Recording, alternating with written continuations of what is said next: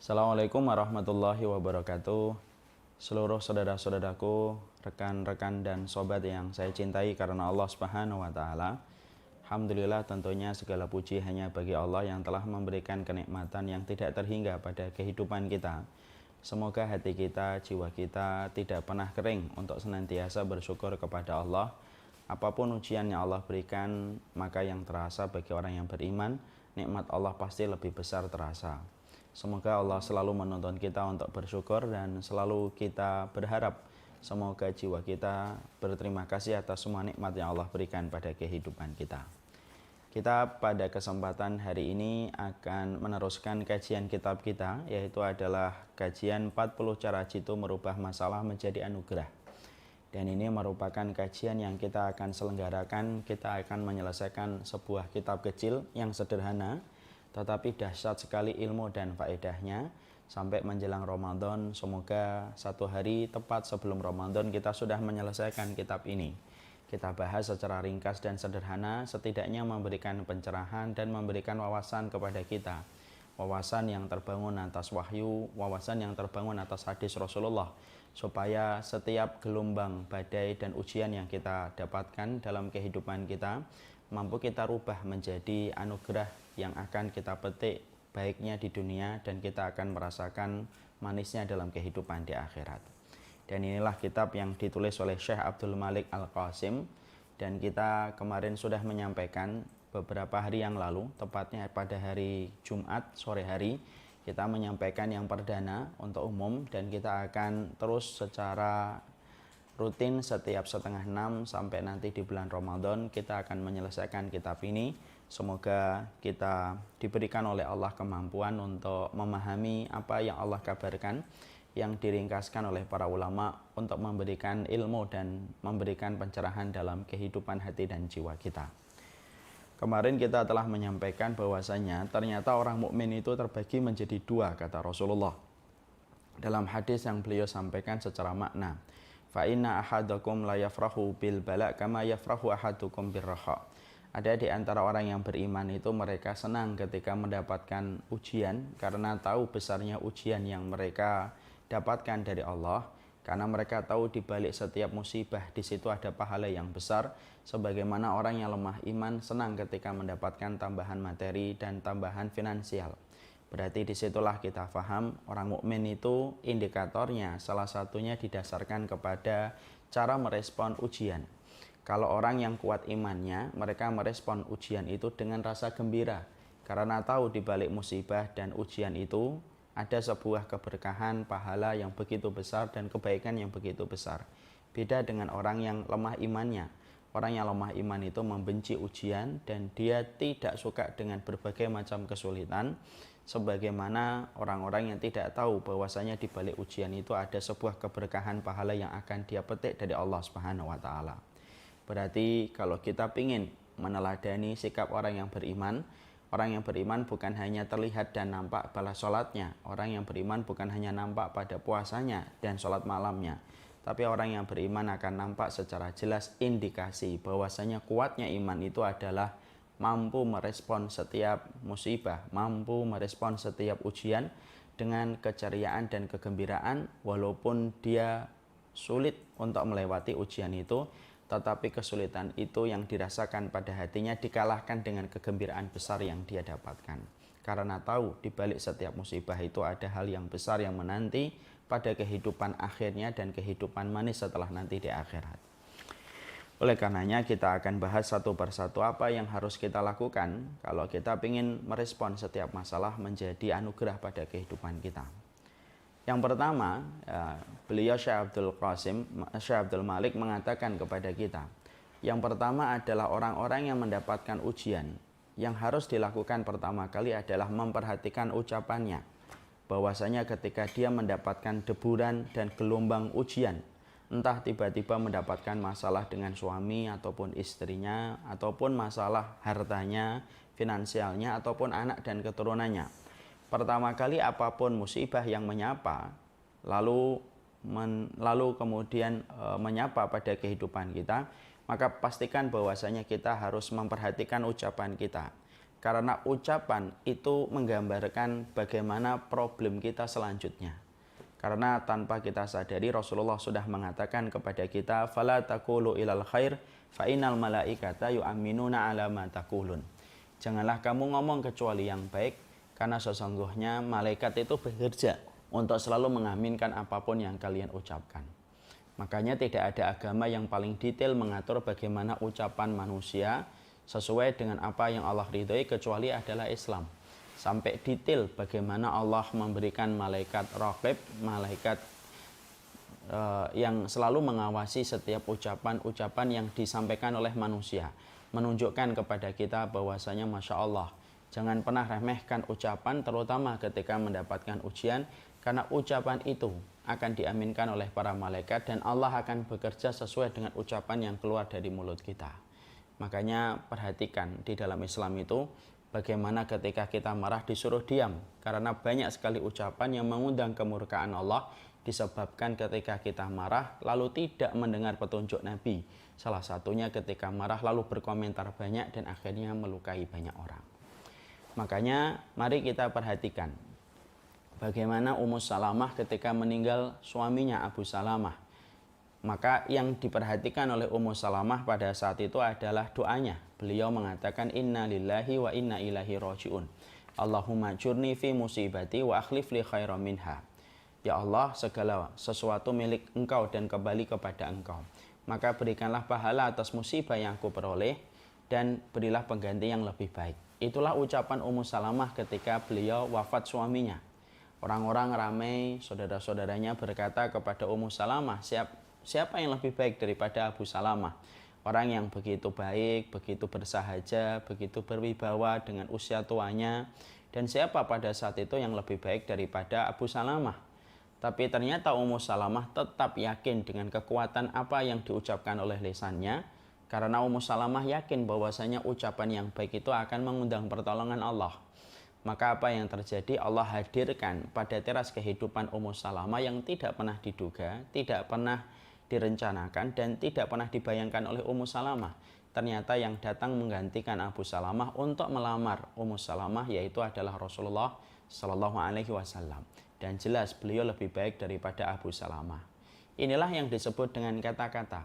Makanya dalam Islam kata-kata ini sangat mempengaruhi dalam kehidupan kita. Mungkin ada banyak kemudahan yang kita peroleh disebabkan kata-kata yang baik yang sering kita ucapkan dan kita pilih dengan hati-hati. Karena kita tahu bahwasanya setan selalu menjadi penumpang gelap pada kata-kata yang keluar dari lisan kita. Atau bisa jadi tanpa kita sadari banyak ucapan, banyak hal-hal buruk yang kita peroleh disebabkan karena ucapan-ucapan yang kita keluarkan. Maka malaikat itu bekerja untuk mengaminkan apapun yang kita ucapkan. Makanya maaf ya, sampai air minum saja itu merespon ucapan kita. Kita mendapati ada air minum, kalau kita ucapkan kata yang baik, dia akan membentuk molekul yang baik. Tapi kalau kita ucapkan dengan kata-kata yang buruk, dia akan membentuk molekul yang buruk, yang mendatangkan keburukan bagi kesehatan kita. Bahkan tanaman itu pun ternyata beda. Kalau kita nyiram tanaman dengan lembut, kata-kata yang baik, dia akan tumbuh lebih segar. Tapi kalau kita cela tanaman sembari kita siram, maka pasti tanaman itu akan tumbuh tidak sesuai dengan apa yang kita bayangkan gara-gara ucapan yang buruk mengiringi ketika memperlakukan mereka. Dan saya pernah tanya itu kepada salah satu tukang taman. Pada saat membangun taman di rumah saya tanya, Pak, beda nggak kalau kita mencela tanaman sembari kita nyiram, sembari kita mengucapkan dengan kata-kata sayang? Beliau berkata beda. Beda mas, kalau kita nyiram sembari mengucapkan kata-kata yang baik, maka sesungguhnya kata-kata yang baik itu menjadikan tanaman itu menjadi lebih mekar dan lebih hidup.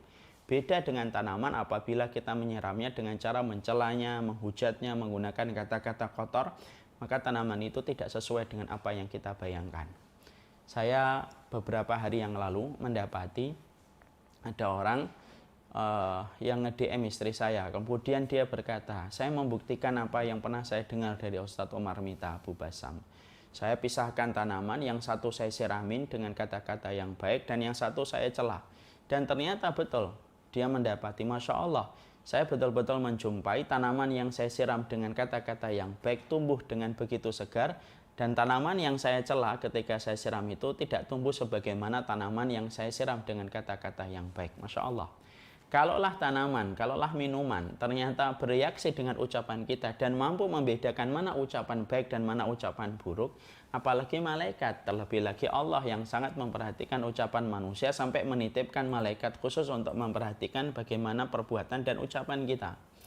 Makanya yang kita khawatirkan adalah kalau kita mendapati masalah lalu kita berkata-kata yang buruk, kita khawatir kata-kata buruk itu sudah naik ke langit dan sudah bekerja sesuai dengan apa yang kita ucapkan. Walaupun ternyata diri kita yang sudah mengucapkan mungkin sudah menyesal tapi tidak beristighfar dan bertaubat kepada Allah. Berapa banyak orang yang menyesal dengan ucapan yang pernah dia sampaikan 3, 5 tahun, 7 tahun yang lalu. Tetapi ucapan itu telah bekerja secara efektif sesuai dengan yang dia ucapkan ketika Allah mengabulkan. Dan itulah yang kita khawatirkan. Makanya Rasulullah SAW saking beliau tahu bagaimana efektifnya sebuah ucapan, maka beliau mengajarkan kepada kita sebuah doa yang luar biasa. Allahumma inni as'aluka kalimatal haq fil ghadabi war ridho. Sesungguhnya ya Allah, aku ini meminta kalimatmu yang hak, baik dalam kondisi marah atau dalam kondisi ridho. Karena kalau kondisi ridho, biasanya kita berpikir sebelum kita berucap. Tapi kalau kondisinya marah, banyak orang, laki-laki ataupun perempuan, suami ataupun istri ketika sedang marah, maka dia mengucapkan kalimat yang tidak merupakan olah pikir dari iman dan ilmunya, lalu mengucapkan kata-kata yang pastinya ketika kata-kata itu dikabulkan oleh Allah, maka dia akan menyesal betul. Dan penyesalan itu akhirnya terlambat. Tanpa disadari, bisa jadi masalah besar itu terjadi karena ucapan-ucapan yang pernah kita keluarkan dengan lisan, disebabkan bekerjanya para malaikat untuk mengaminkan. Makanya pernah mendapati sebuah kisah nyata, mungkin sudah pernah dengar ada seorang ibu-ibu memiliki anak kecil, tiba-tiba anak kecil itu menyenggol vas bunga, pecah. Maka refleks dia marah karena vas bunga itu merupakan vas bunga peninggalan dari orang tuanya. Ketika pecah jatuh, maka langsung refleks dia berkata, kasarallahu ra'sak, semoga Allah pecahkan kepalamu. Karena saking senangnya ibu terhadap vas bunga itu peninggalan dari ibu, mendiang ibunya. Jadi memorinya sama ibunya ada pada vas bunga itu. Marah, tapi kemarahan yang sifatnya insidentil. Tapi mengucapkan kata-kata yang semestinya tidak pernah keluar dari seorang ibu. Terutama kita paham, ibu itu memiliki kekuatan power kata-kata yang sangat mustajab lebih daripada seorang bapak. Maka kemudian mengucapkan kata-kata itu, lalu kata-kata itu tanpa dia sadari sudah naik ke langit. 10 menit, setengah jam setelah itu sang ibu tentunya sudah hilang. Kemarahan seorang ibu tentunya kemarahan yang lebih kecil daripada kondisi sayangnya kepada seorang anak. Kembali normal, kembali dia menyayangi anaknya sampai anaknya beranjak dewasa dan bekerja di sebuah rekonstruksi bangunan. Apa yang terjadi pada satu waktu ketika anaknya sudah besar, sang ibu tiba-tiba mendapatkan telepon. Nah, ini kejadiannya di Arab Saudi. Dia mendapatkan telepon lalu ditanya, "Hadhihi ummu fulanah binti fulan?" "Ya, ini fulan binti fulan." "Iya." Maka kami mengabarkan dengan kesedihan. "Apa itu?" "Anak ibu terkena kecelakaan di tempat kerja, terkena benda besar yang jatuh, dan anak ibu pada saat itu di bawahnya dan terkena pecahan itu dan pecah kepalanya." Dengan berat kami mengabarkan. Maka ibu itu hancur seketika hatinya dan jiwanya. Jatuhlah telepon itu sampai akhirnya dimakamkan. Maka ibu itu ketika sedang sedih memikirkan kenapa nasib anaknya semacam itu pada akhir hidupnya. Maka memori dia terbang sekitar 25 tahun yang lalu. Dia ingat kejadian vas bunga. Ketika seorang ibu yang marah secara insidentil mengucapkan kata-kata, tanpa disadari kata-kata itu sudah naik ke langit dan akhirnya bekerja. Dan akhirnya menjadi sebuah penyesalan. Itulah yang menjadikan kita mendapati apapun masalahmu dengan istrimu, jangan mengeluarkan kata-kata yang kamu akan sesali. Apapun masalahmu dengan suamimu, jangan ucapkan kata-kata yang kamu akan sesali. Mengatakan hal-hal yang sebenarnya kalau nanti sudah hilang kemarahan kita, pasti kita akan menyesal. Apapun masalahmu dengan anakmu, jangan katakan dengan kata-kata yang membuat kita dimurkai oleh Allah. Dan akhirnya kita akan menyesal. Sama ketika kita menyikapi wabah yang sekarang terjadi, jangan suka mengatakan, wah ini sampai lama ini, wah ini nanti penyebab ini, wah ini nanti penyebab ini. Yang mana ucapan itu bisa jadi ada satu rumah yang selalu mengucapkan kata-kata yang buruk, dan ternyata para malaikat bekerja untuk mengaminkan, dan bisa jadi itulah kata-kata yang didengar oleh Allah. Inilah yang menjadikan kita menyampaikan setiap masalah, pertama kali yang harus dikendalikan yaitu adalah bagaimana kekuatan lisan kita, bagaimana kekuatan lidah kita. Ketika kita mendapati apapun masalahmu, apapun ujian hidupmu, jangan berucap kecuali kata-kata yang baik. Senakal-nakalnya anak, mari kita belajar untuk mengatakan, dia tidak nakal. Yang ada adalah ketidaksabaran saya. Dia tidak nakal, dia hanyalah anak yang belum tahu. Itu mungkin kata-kata yang justru lebih baik. Apapun masalah kita dengan suami kita dan istri kita, paksakan untuk berkata, saya marah sama kamu, tapi semoga rumah ini adalah rumah yang diberkahi. Marah, tapi kata-kata yang keluar itu kata-kata yang bisa jadi menyenangkan kita sendiri. Sebagaimana mungkin kita sudah pernah mendengar sebuah kisah nyata dari salah satu imam besar di Arab Saudi, dan banyak sekali bapak dan ibu membaca kisah ini. Bagaimana ada seorang ibu sedang menyiapkan makanan yang dia persiapkan untuk tamu yang datang, lalu anaknya yang kecil datang membawa tanah. Lalu ditaburi semua masakan yang sudah disiapkan oleh sang ibu dengan tanah. Nah, mungkin dia ingin meniru sang ibu ketika menaburi bumbu-bumbu. Lalu ditaburi dengan semua tanah, rusaklah semua masakan itu. Sang ibu karena beriman kepada Allah marah besar. Tapi marahnya unik. Marahnya orang yang berilmu tentunya tidak sama dengan marahnya orang yang tidak berilmu. Marahnya seorang ibu yang takut kepada Allah. Marahnya seorang ibu yang tahu bahwasanya ucapannya itu adalah mustajab bagi anaknya. Apa yang diucapkan? Ukhruj anta ilal haram yaj'alallahu laka imaman lil haram. Maka sang ibu itu berkata kepada anak yang membuat dia marah, menaburi semua masakan dengan tanah. Dia berkata, pergilah kamu ke Masjidil Haram. Moga-moga Allah jadikan kamu itu imam di Masjidil Haram. Tapi dalam kondisi marah. Tanpa kita sadari mungkin awal dulu. Dan ternyata yang terjadi, anak itu akhirnya menjadi salah satu imam besar di Masjidil Haram. Dan itu adalah Imam As-Sudais di waktu kecilnya. Itulah kata-kata. Kata-kata itu luar biasa. Berapa banyak orang yang merencanakan pembunuhan hanya karena kata-kata yang pernah dia dapatkan secara telak menusuk hatinya. Ketika tidak punya ilmu, dia lampiaskan dalam balas dendam. Berapa banyak orang yang sebaliknya, orang-orang yang selalu berkata, orang-orang yang selalu mempersiapkan hadiah terbesar yang pernah kita berikan, disebabkan kita pernah mengomentari dengan kata-kata yang baik.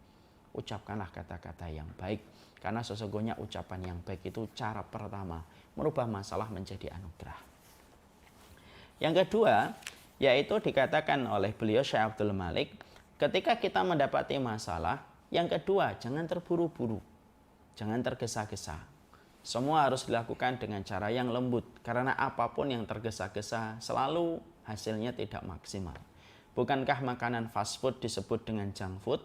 Bukankah makanan cepat saji banyak para tenaga medis yang menyebutnya dengan makanan sampah karena tidak ada standar kesehatannya dan tidak ada kebaikan pada makanan-makanan yang semacam itu? Maka sama, kalau makanan itu fast food ternyata itu adalah junk food, maka banyak masalah itu ketika diselesaikan secara terburu-buru, sesungguhnya terburu-burunya ketika menyikapi masalah itu menjadikan masalah itu akhirnya bertumpuk-tumpuk, dan masalah satu beranak pinak menjadi masalah menjadi 10. Makanya Rasulullah SAW mengatakan dalam salah satu hadis riwayat Muslim, alaika birrifqi wa iyyaka wal unfa wal fuhsya fa inna rifqa la yakunu fi syai'in ila zanahu. Rasulullah mengatakan, hendaklah engkau berlengah lembut, janganlah engkau berkata kasar dan keji, karena kelembutan pada sesuatu kecuali akan menghiasinya, dan tidaklah dicabut kelembutan pada sesuatu kecuali akan menjadikannya menjadi buruk. Artinya kelembutan itu bukan hanya tutur kata yang merendah, bukan intonasi yang lembut, bukan. Tapi artinya kelembutan itu adalah kalau menyikapi satu masalah jangan terburu-buru. Maka sikapilah masalah itu dengan cara yang baik. Sebagaimana kalau kita akan minum air, lalu kita melihat airnya keruh, padahal kondisi kita sangat membutuhkan air itu untuk menghilangkan dahaga. Apa yang dilakukan? Kita biarkan air itu mengendap dulu kotoran-kotoran yang ada pada air itu. Sampai kotoran itu mengendap di bawah, maka yang kita minum adalah di permukaan dari gelas itu untuk menghilangkan dahaga kita. Masalah pun sama. banyak masalah yang terkadang tidak harus diselesaikan hari itu juga. Berapa banyak orang ketika lagi marah, dia berhenti, dia tidak langsung mengomentari, tidak langsung menyelesaikan hari itu. Dia tunggu 2 hari dan 3 hari ketika kondisi emosinya sudah mulai turun. Dan cara menyikapi itu menjadi lebih baik daripada dia menyikapi 2 hari yang lalu. Masalahnya adalah setiap manusia, tak terkecuali mungkin saya dan kita semuanya, kalau kita mendengar sesuatu yang memancing emosi kita, pada saat itulah setan itu selalu mempergunakan ketergesa-gesaan itu menjadi sebuah alat yang efektif untuk memancing emosi manusia supaya terjatuh kepada kerusakan masalah yang dia peroleh ketika dia tidak bersabar. Makanya Rasulullah tidak ada yang baik dalam terburu-buru kecuali terburu-buru membayar hutang. Tidak ada yang baik dalam terburu-buru kecuali adalah seorang yang menikahkan putra dan putrinya. Selain itu maka sesungguhnya terburu-buru merupakan sesuatu yang sifatnya menjadi alat efektif bagi syaitan. Makanya kalau menyikapi masalah, biarkan masalah itu mengendap, biarkan masalah itu kemudian ke bawah sampai akhirnya masalah itu terurai. Contoh, berapa banyak suami istri mungkin kadang-kadang kalau lagi ada masalah langsung diungkapkan dan akhirnya yang terjadi adalah kerusakan yang asalnya 1 meter menjadi 2 meter. Kerusakan asalnya 2 meter menjadi 3 meter. Makanya kita semuanya tak terkecuali saya di sini, bagaimana kita menyikapi masalah itu adalah salah satunya selain memperhatikan ucapan, maka kita tenang. Maka kemudian jangan langsung terpancing dengan emosi dari apa yang sedang kita hadapi, tapi biarkanlah masalah itu mengendap terlebih dahulu, bukan kita membiarkan, tetapi kita melihat apa yang harusnya kita lakukan ketika kita sembari menunggu masalah itu berlalu sampai hilangnya emosi pada hati dan jiwa kita. Allah ngajarin kita bagaimana cara menyelesaikan masalah dengan cara yang semacam ini. Kita lihat pada sirah kehidupan Rasulullah. Ketika Ibunda Aisyah radhiyallahu anha itu dituduh berzina, tahukah kita ternyata pada saat itu yang diinginkan oleh Rasulullah adalah turunnya ayat untuk menjelaskan bagaimana kondisi sebenarnya Ibunda Aisyah. Dan Rasulullah pengen betul langsung dijawab sama Al-Quran. Karena Quran pada saat Rasulullah masih hidup, terkadang Quran itu untuk menjelaskan masalah-masalah yang terjadi diletakkan dan dijelaskan oleh Allah melalui wahyu yang diturunkan. Tapi tahukah kita ketika Ibunda Aisyah dituduh berzina oleh Abdullah bin Ubay, ternyata pada saat itu ayat itu tidak turun sampai 1 bulan. Para ulama tafsir memberikan penjelasan kenapa Allah tidak langsung turunkan pada hari yang pertama ketika Ibunda Aisyah itu terfitnah, lalu kemudian tidak langsung pada saat itu Allah turunkan wahyu untuk menjawab tuduhan miring zina yang dialamatkan kepada Aisyah dari gerombolan-gerombolan munafik. Tapi kenapa Allah sampai tahan wahyu itu sampai 1 bulan? Karena di situ ada sebuah pelajaran Rabbani, ada tadbir Rabbani, ada sebuah pelajaran besar. Allah ingin mengajari kita dari salah satu hikmahnya kenapa Allah turunkan lama ayat yang menerangkan tentang kedudukan Aisyah yang tidak berzina, yaitu surat An-Nur dari 12 sampai 24, karena Allah ingin ngajarin kita segala sesuatu tidak perlu disikapi secara langsung. Ini Masya Allah, ini saya juga baru betul-betul memahami ini. Jadi artinya terkadang kita harus punya kekuatan hati, bukan hanya kekuatan hati melampiaskan emosi, bukan hanya kekuatan hati menyelesaikan masalah secara instan, tapi bagaimana kita punya kekuatan untuk bersabar bahwasanya ketika ada satu masalah, biarkan masalah itu terjadi dulu 1-2 hari sembari kita meminta petunjuk kepada Allah, sembari kita merenungkan dalam diamnya kita. Banyak suami istri ketika mereka diam, mereka akhirnya ingat bukan hanya kekesalan dia kepada istrinya, tapi ingat kebaikan istrinya. Sebagaimana istri ketika tidak langsung marah, meluapkan apa yang dia rasakan kepada sang suami, maka bisa jadi ketika kemarahan itu dia tahan, akhirnya dia ingat berbagai macam pengorbanan yang dilakukan oleh sang suami. Bisa jadi ketika kita tidak langsung marah sama anak, tapi membiarkan anak itu ketika membuat masalah dengan kita, akhirnya kita diamkan dulu sebentar, akhirnya banyak sekali sisi-sisi yang kita tahu evaluasi buat kita. Kadang-kadang kesalahan anak bukan sejatinya anak itu nakal, tapi sejatinya kita belum memberikan pendidikan yang benar secara maksimal kepada mereka. Makanya yang kedua, Allah ingin ngajarin kita, setiap masalah itu tidak harus direspon secara langsung. Makanya Allah ketika mendapati salah satu wanita yang Allah cintai, yaitu adalah Ibunda Aisyah, karena Allah tahu bahwasanya Ibunda Aisyah itu dicintai oleh manusia yang paling Allah cintai, Muhammad sallallahu alaihi wasallam, maka Allah tahu bahwasanya Aisyah itu dituduh berzina. Allah mampu nggak menurunkan ayat 1 jam setelah dituduh berzina? Allah mampu. Allah mampu nggak menurunkan ayat dalam 1 hari? Allah mampu. Allah mampu nggak langsung menjawab tuduhan kepada Ibunda Aisyah dalam waktu 2 hari, nggak perlu lama? Allah mampu. Tapi Allah jadikan ayat itu membersihkan Ibunda Aisyah sampai 1 bulan. An-Nur 12-24 untuk menyampaikan kepada kita bahwasanya Masya Allah, Allah ingin mengajari kepada kita. Semua itu butuh proses. Dan biarkan kelembutan kita itu memberikan waktu pada masalah supaya masalah itu terurai. Dengan emosi, dengan kemarahan ketika masalah itu sudah terurai beberapa saat. Allah itu ngajari semua yang di dunia itu butuh proses. Kenapa Allah ciptakan langit dan bumi ini 6 hari? Fi sittati ayyamin tsumma stawa 'alal arsy. Allah ciptakan 6 hari kemudian bersemayam di atas arsy-Nya, karena sesungguhnya Allah ingin ngajari kepada kita. Allah saja yang mampu menciptakan alam semesta sekejap kun fayakun. Tapi Allah jadikan alam semesta ini terjadi selama 6 hari karena Allah ingin mengajari setiap dari kita. Apapun dalam konteks di dunia, maka sesungguhnya dalam konteks di dunia itu butuh proses. Sama, menyelesaikan masalah itu tidak instan, tapi butuh proses, dan proses itu akan menjadikan Allah memberikan pertolongan ketika kita lembut. Dan di antara kelembutan bukan hanya intonasi yang rendah, tapi kelembutan itu adalah kemampuan kita mengelola kemarahan atas musibah yang kita dapatkan. Kita tunggu dalam diamnya kita, menunggu di ruang tunggu dalam perenungan kita. Pada saat perenungan itulah Allah akan berikan jalan-jalan keluar yang tidak pernah kita pikirkan ketika awal masalah itu datang. Berapa banyak orang ketika sedang mendapati satu masalah langsung bertindak, tindakan itu akhirnya menjadi tindakan ceroboh yang disesali. Beda dengan orang ketika mendapati masalah, maka dia berpikir tenang sejenak, dia biarkan semuanya bekerja efektif, imannya, ilmunya, perenungannya, evaluasinya, maka yang timbul itu adalah kebaikan-kebaikan yang dia rasakan.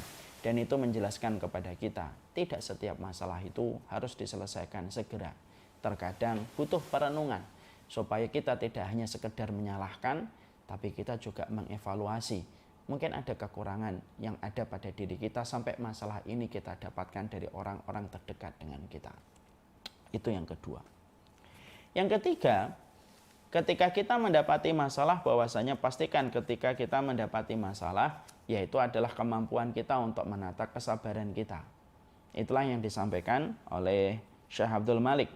Karena sesungguhnya kata sabar itu merupakan sebuah kata kunci dalam kehidupan iman. Makanya salah satu amal yang tidak pernah Allah ceritakan detail balasannya, sebagaimana Allah menceritakan detail balasan bagi orang yang sedekah, membaca Al-Quran, sholat syuruk, tapi tidak berlaku kepada orang yang bersabar. Kenapa Allah tidak pernah detailkan pahala orang yang bersabar? Maka dikatakan di dalam salah satu ayatnya surat Az-Zumar ayat yang ke-10, innama yuwaffas sabiruna ajruhum bighairi hisab. Pahala orang yang bersabar itu pahalanya tiada batas. Untuk menerangkan kepada kita, kesabaran itu merupakan salah satu sifat yang paling Allah cintai. Imam Ahmad berkata, Allah terangkan 90 kali perintah tentang bersabar jauh lebih banyak daripada kata syukur. Karena sesungguhnya kesabaran itu merupakan kunci pada setiap masalah yang kita hadapi. Makanya sampai para ulama terdahulu itu berkata, kedudukan sabar pada iman sebagaimana kedudukan kepala pada tubuh. Kalau kita memiliki tubuh, kita kehilangan tangan, kehidupan masih berlanjut. Kita kehilangan kaki, kehidupan masih berlanjut. Tapi kalau kita kehilangan kepala, selesai sudah perkara kehidupan kita. Karena tidak ada orang yang masih melanjutkan kehidupan tanpa kepala. Makanya kedudukan sabar itu sangatlah besar. Maka sikap yang paling tepat adalah harus dihadapi dengan kesabaran. Karena kalaupun tidak bersabar, masalah itu tetap ada. Dan kalau kita sikapi dengan ketidaksabaran, malah justru menyempitkan dada dan jiwa kita. Tapi kalau kita hadapi dengan kesabaran, maka Allah akan memberikan sesuatu yang manis pada setiap kesabaran yang diberikan oleh setiap mukmin. Karena Allah ketika memberikan ujian, salah satu hikmahnya, Allah itu pengen lihat siapa yang bersabar dan siapa yang tidak bersabar. Tahukah kita, Kenapa Allah menutup surat Al-Asr dengan kata-kata yang sangat indah? Wa tawasau bil haqqi wa tawasau bis sabr. Imam Syafi'i rahimahullahu ta'ala berkata, kenapa Allah menyebutkan wa tawasau bil haqqi, saling menasihati dalam kebenaran, lalu saling menasihati dalam kesabaran. Padahal kata al-haq itu puncak dari kebaikan, itu kata al-haq. Tapi kenapa kata al-haq itu disebutkan dulu, baru setelah itu penutup ayat surat Al-Asr itu dengan kata as-sabr? Imam Syafi'i berkata, berapa banyak orang yang berjalan di atas kebenaran belum tentu dia mampu bersabar. Karena kesabaran itu merupakan salah satu sifat orang yang beriman. Makanya orang-orang yang ketika mereka mendapatkan kesulitan, kesabaran itu memberikan kepadanya satu kebaikan yang besar. Berapa banyak seorang yang mereka bersabar, Allah akan berikan kunci-kunci kemenangan yang Allah tidak pernah berikan kepada mereka yang tidak bersabar. Kesabaran Rasulullah 13 tahun di kota Mekah berbuah manis. Dengan kesabaran beliau mendapatkan kota Madinah dan kota Madinah memenangkan Rasulullah SAW. Saya pernah mendapati sebuah kisah nyata, ada seorang ustadz mendapati timnya betul-betul nguji kesabarannya. Tapi Masya Allah sang ustadz itu bersabar, tidak menyikapi dengan kemarahan membabi buta. Kemarahannya adalah kemarahan yang wajar, tapi dia sikapi dengan kesabaran. Tanpa dia tahu pada saat dia bersabar itu Allah sedang merencanakan sebuah tim yang membantu beliau dalam dakwah yang jauh lebih baik daripada tim sebelumnya yang menguras kesabarannya. Banyak perkara-perkara yang semacam itu sering kita peroleh dan sering kita dapatkan. Makanya kesabaran merupakan kepala dalam kehidupan ibadah kita kepada Allah. Makanya kesabaran inilah yang menjadikan seseorang itu bisa menikmati setiap ujian yang Allah berikan. Karena kita paham, kalaulah semuanya dimudahkan untuk kita, lalu dari mana kita akan mendapatkan pahala kesabaran? Kalau semuanya dimudahkan untuk kita, lalu cara kita untuk menggugurkan dosa dan kemaksiatan kita lalu lewat apa? Kalau seorang ibu ketika mendidik anaknya gampang, tidak pernah nangis, tidak pernah rewel, tidak pernah dalam kondisi membuat dia tertekan. Kalau semuanya gampang ketika mendidik anak, lalu dari mana sang ibu akan gugur dosanya kalau dia mendidik anak itu begitu mudah? Kalau ada seorang istri mendapati suaminya begitu gampang, malah kita bingung dari mana kamu akan mendapatkan pahala kesabaran sebagaimana sabarnya Asyah ketika menghadapi Fir'aun. Semuanya itu pasti berisi di dalam kebaikan.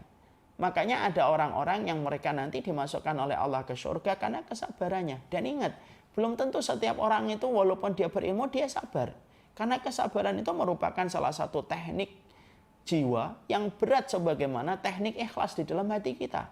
Tapi kesabaran itu merupakan salah satu sifat orang-orang yang mereka itu dimuliakan oleh Allah dengan sifat kesabaran mereka. Makanya Allah memuliakan ulul azmi, para rasul ulul azmi, ada Nabi Musa, Isa, Ibrahim, Muhammad, karena kesabaran mereka.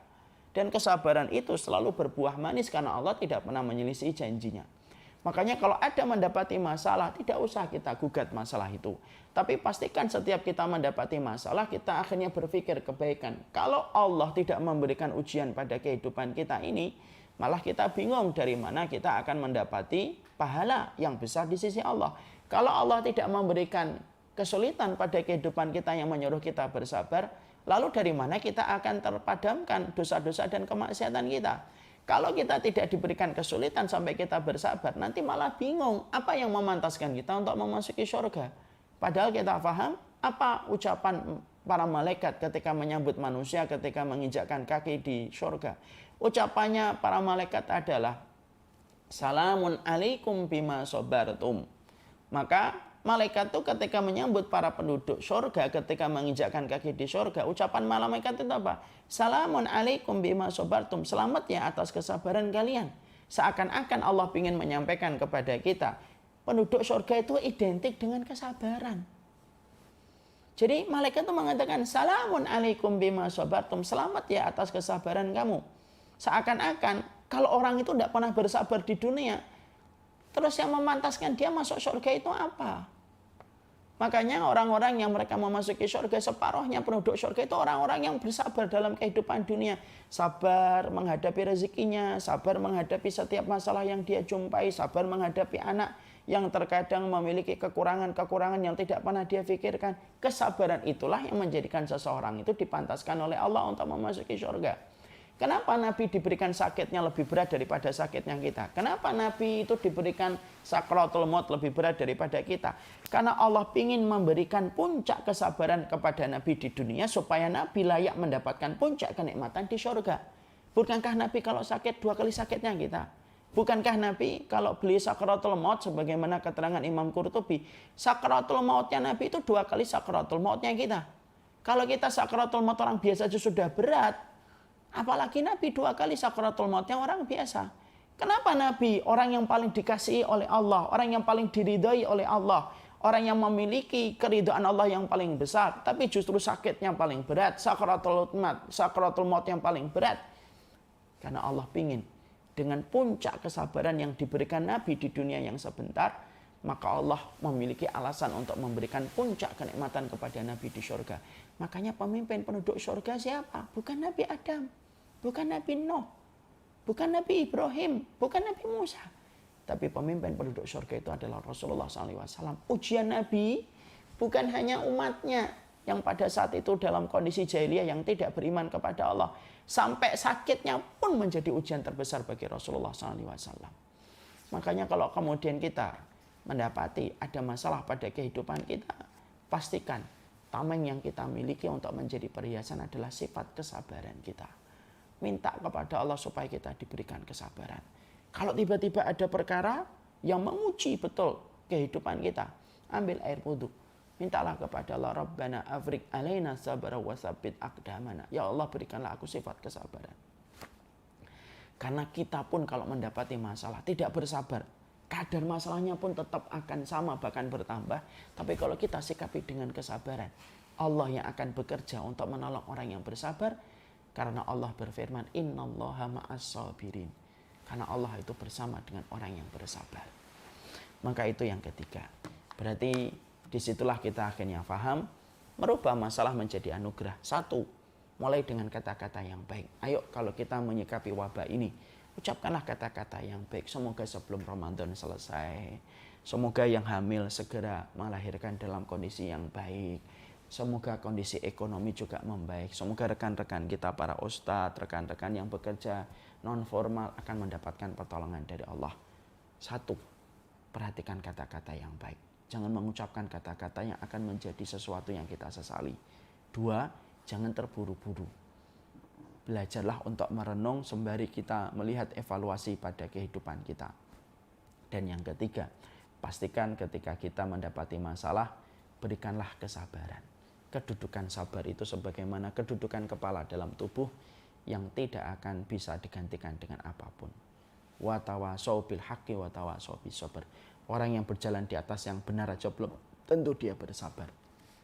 Dan sabar adalah pertolongan Allah supaya memantaskan kita untuk mendapatkan surga dengan kesabaran. Bukankah hidup ini adalah ujian dan gelombangnya tidak bisa dikalahkan kecuali dengan sampan, kecuali dengan perahu kesabaran menuju kepada keridhaan Allah Subhanahu wa taala. Itu yang ketiga. Apa yang keempat, yang kelima dan yang keenam? Insya Allah kita akan lanjutkan besok pada sesi yang ketiga. Sudah kita bahas 3, besok kita bahas 3 atau 4 poin.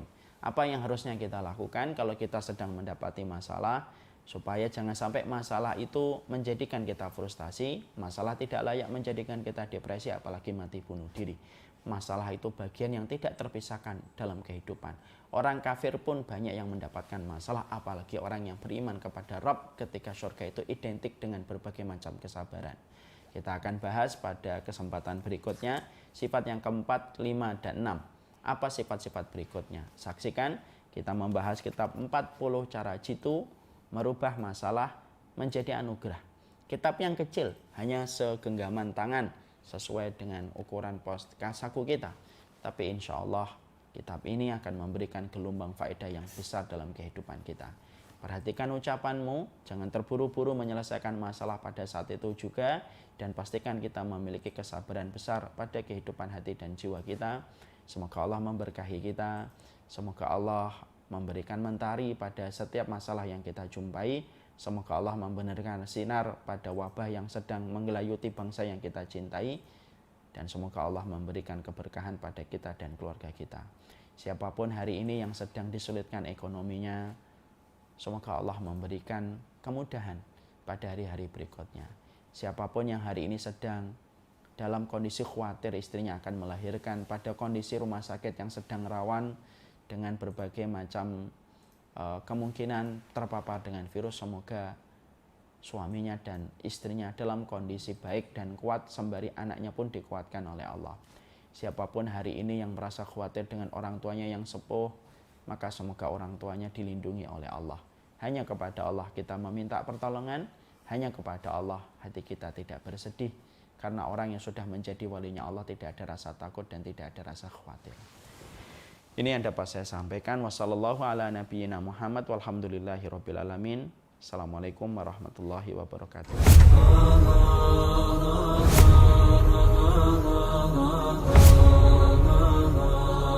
Tapi Allah itu menyampaikan di dalam surat Al-Hujurat, innamal mu'minuna ikhwah. Maka kemudian ada beberapa kondisi yang kita harus paham kalau orang itu sakaratul maut, yang sering luput dari perhatian mata kita. Beberapa hal yang kita harus pahami, dia kalau orang sakaratul maut itu menghadapi tekanan dan sakit yang paling berat yang pernah dirasakan manusia.